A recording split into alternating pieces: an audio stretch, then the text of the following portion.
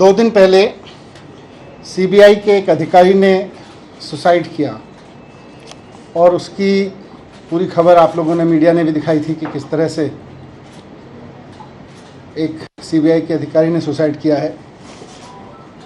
उनके बारे में पता चला है कि जिस सीबीआई अधिकारी ने सुसाइड किया था वो जितेंद्र कुमार जी थे, डेप्यूटी लीगल एडवाइज़र। ये सीबीआई के एंटी करप्शन ब्रांच में लीगल एडवाइज़र थे। इनका काम था लीगली चीज़ों को अप्रूव करना, उनको रिजेक्ट करना, उनकी सारी लीगलिटी को देखना। और मेरे खिलाफ जो फर्जी एफआईआर कराई गई है एक्साइज के मामले में, उसका भी लीगल मामला वही देख रहे थे। पता ये चला है कि मेरे खिलाफ गलत तरीके से केस बनाकर ये उनके ऊपर दबाव डाला जा रहा था कि मेरे खिलाफ गलत तरीके से केस बनाकर मुझे अरेस्ट कराने की लीगल मंजूरी दें।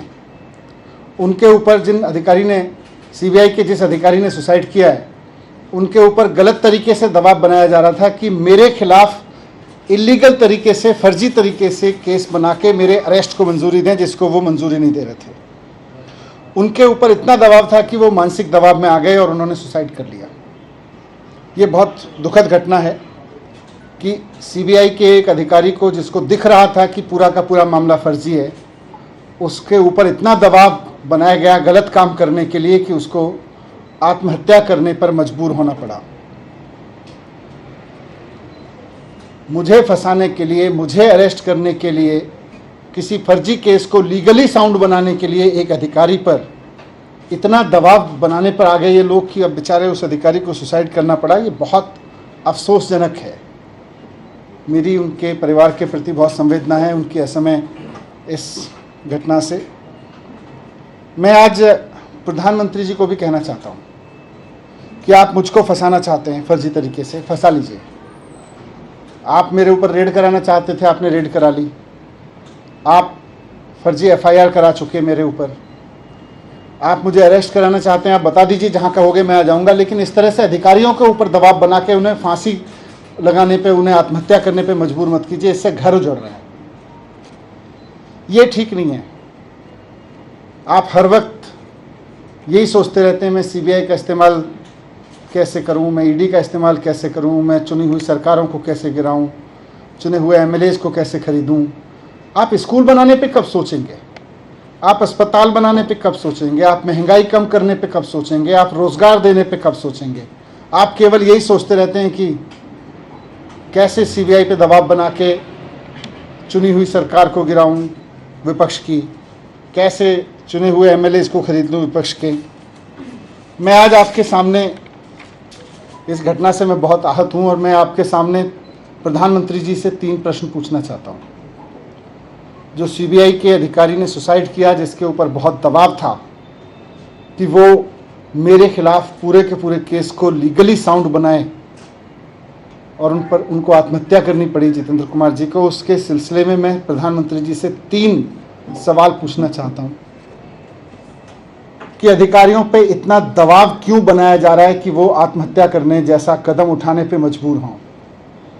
आप अपने राजनीतिक विरोधियों को कुचलने के लिए अपनी ही सरकार के अधिकारियों को और कितना टॉर्चर करोगे?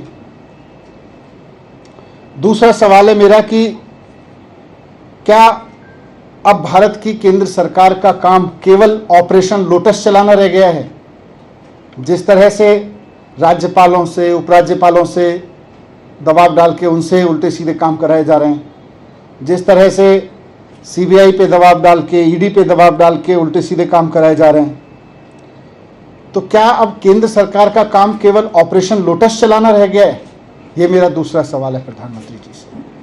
और तीसरा सवाल है कि जनता की चुनी हुई सरकारों को कुचलने के लिए और कितनी कुर्बानियां आप लेंगे, ये बताएं। ये बहुत दुखद घटना है। विपक्षी सरकारों को कुचलने के लिए सीबीआई के ऊपर इतना दबाव कि अधिकारियों को सुसाइड करने पे मजबूर होना पड़े, ये इस देश में पहले कभी नहीं हुआ।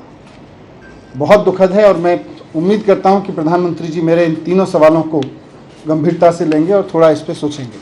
मनीष जी, बीजेपी ने पीसी की है और उसमें वो आपके ऊपर आरोप लगा रहे हैं और एक स्टिंग ऑपरेशन किया जिसमें आरोपी नंबर 13 का स्टिंग ऑपरेशन दिखा रही है बीजेपी और आरोप लगा रही है कि 6% कमीशन दिया गया।